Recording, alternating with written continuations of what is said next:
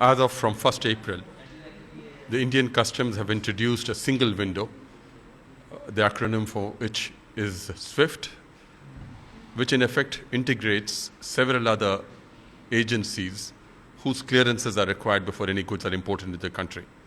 Thus, for instance, if you're importing flowers or fruits, you'll require clearances from the FSSAI. If you're importing textiles, you'll require clearances from the Textile Committee.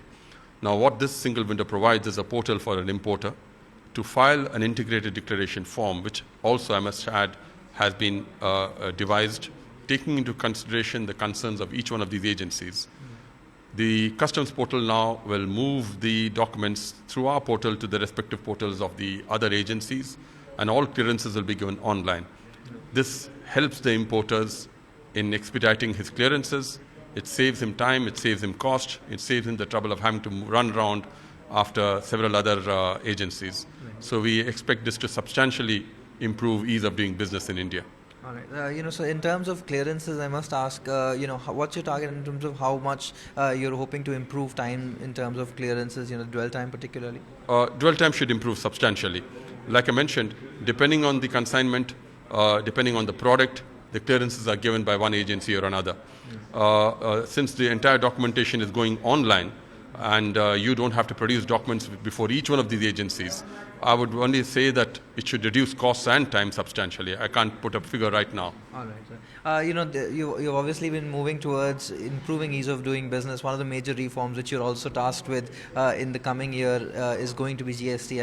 I must ask you, sir, administratively, sir, where are we in terms of, being on the same page with the states on the implementation, on the draft laws? If you could just give us a status update, Well, this is work in progress still.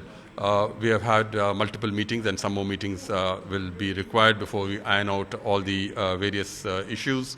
And I'm very, very hopeful that we will have a draft law very soon, which will be available for presenting to the public at large. All right. So, and just to follow up that, obviously, the Parliament, we are hoping that Parliament will take up the law very soon.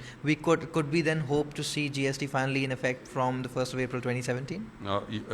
That's our target, is to move as quickly as we can. The constitutional amendment is independent of this process of finalizing a draft law.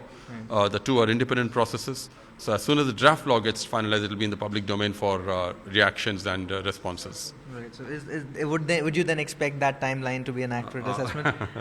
Well, that's our hope is that as the finance minister has repeatedly mentioned, right, is that it should be done as early as possible once everybody is on board. So final question, so in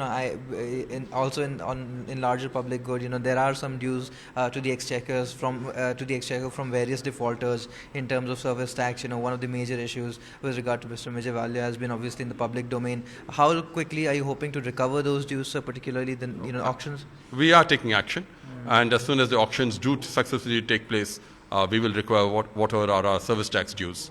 And to that effect, sir, what time frame are you also taking further action in that regard, sir? Yes, we are.